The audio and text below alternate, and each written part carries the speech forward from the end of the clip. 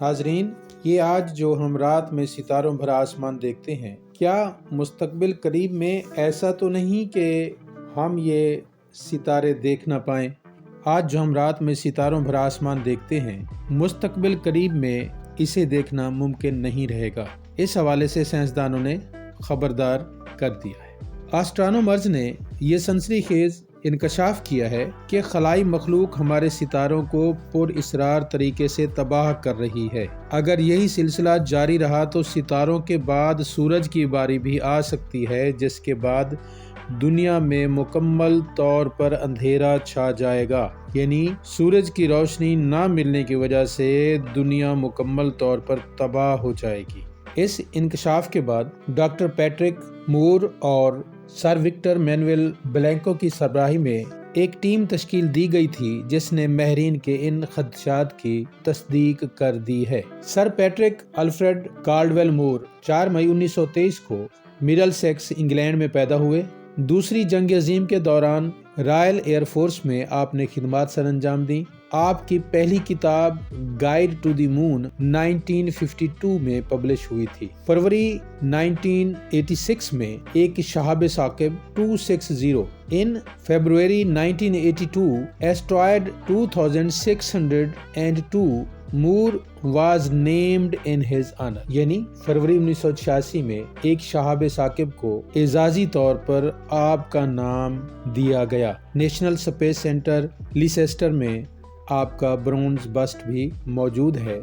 1957 से 2012 तक यानी अपने इंतकाल के दिन तक आप BBC टेलीविजन के program the sky at night को होस्ट किया। 1996 में आपने अपनी रिपोर्ट स्टारी स्काई पेश की, जो किताब की सूरत में है, जिसमें आपने दावा किया कि खलाई मखलूक सितारों को रोशनी के बल्बों के तौर पर इस्तेमाल कर रही है। डॉक्टर मूर का यह भी कहना था कि मुझे यकीन है कि खलाई मखलूक ये सब काम कर रही है, क्योंकि ये मुमकिन है कि खलाई मखलूक के पास ईंधन या रोशनी की कमी हो गई हो और वो इन सितारों को इस मकसद के तहत चुरा कर ले जा रहे हों। नाजरीन, उन्होंने सबूत के तौर पर इस सिलसिले में जो तस्वीर पेश की हैं, उनमें से एक 18 मई 1990 को ली गई, जिसमें ऐसे सितारों पर गोल दायरे लगा दिए गए जो बाद में यानी 18 मई 1991 को उतारी गई तस्वीर में बिल्कुल गायब है।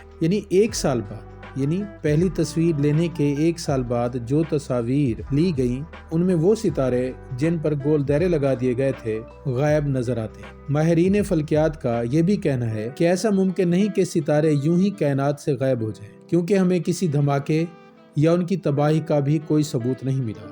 चुनाचे माहिरीन इस नतीजे पर पहुंचे हैं कि ये सब कुछ खलाई मखलूक का किया धरा है, जो अपनी बेपनाह कुव्वतों के सबब सितारों को गायब करने और उन्हें अपने साथ ले जाने पर कुदरत रखते हैं। डॉक्टर विक्टर मैनुअल ब्लैंको पुर्तगाली एस्ट्रोनॉमर हैं, जिन्होंने 1959 में गैलेक्टिक क्लस्टर दरियाफ्त किया था और आप ही के नाम पर उस क्लस्टर का नाम ब्लैंको 1 रखा गया था। विक्टर 10 मार्च 1918 को गोएमा पुर्तो रिको में पैदा हुए। दूसरी जंग अजीम के दौरान US आर्मी एयर फोर्स में खिदमत सर अंजाम दी। आप राडार्स की रिपेयरिंग और राडार डिटेक्टर्स को ट्यून करते थे।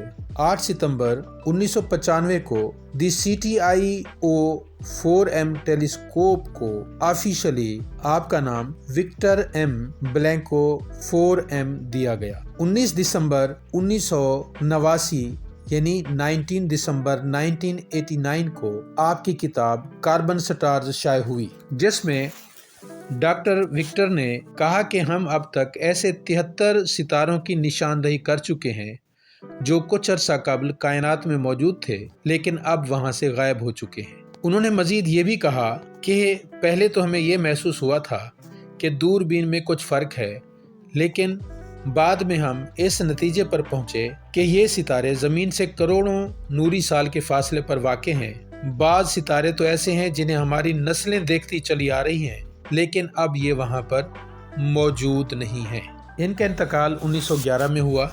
नाजरीन, मौजूदा रिसर्च हमें कुछ और ही कहानी सुनाती है। साइंसदान ہمیں اس بات سے خبردار کر رہے ہیں کہ دنیا آئندہ 20 سالوں میں ستاروں بھرے آسمان کے دل فریب نظاروں سے محروم ہو جائے گی، جس کی وجہ وہ لائٹ پولوشن کو قرار دے رہے ہیں۔ اس حوالے سے ممتاز برطانوی سائنسدان سر مارٹن ریس کا کہنا ہے کہ اگلی نسل انسانی ستاروں بھرے آسمان کا نظارہ نہیں کر سکے گی، اور یہ ایسا ہی ہے کہ جیسے درختوں کے پرندے غائب ہو جائیں اور گھونسلے فنا ہو جائیں۔ دوسری جانب جرمن آسٹرونومر کرسٹوفر کائبا کا کہنا ہے کہ اگر آج پیدا ہونے والا کوئی بچہ رات کو 250 ستارے دیکھ سکتا ہے تو 18 برس کی عمر میں آسمان پر نظر آنے والے ستاروں کی تعداد کم ہو کر صرف 100 تک رہ جائے گی۔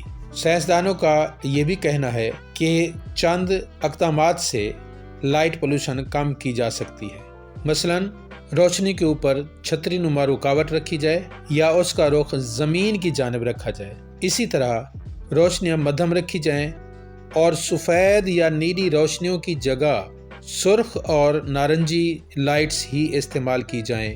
ان اقدامات پر عمل کر کے بہت سے فوائد حاصل کیے جا سکتے ہیں۔ واضح ہے کہ گزشتہ چند برسوں میں دنیا بھر کے شہروں میں طرح طرح کی طاقتور روشنیاں بڑھتی جا رہی ہیں، جس سے رات کی تاریکی ختم ہو رہی ہے اور روشنی کی اس دھند میں ستارے بھی تیزی سے غائب ہو رہے ہیں۔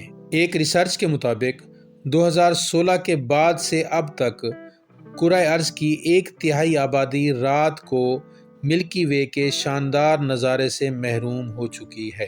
ناظرین، اگر آپ کو میری یہ ویڈیو پسند آئے تو اس پر کمنٹ کیجیے گا اور لائک بھی کیجیے گا۔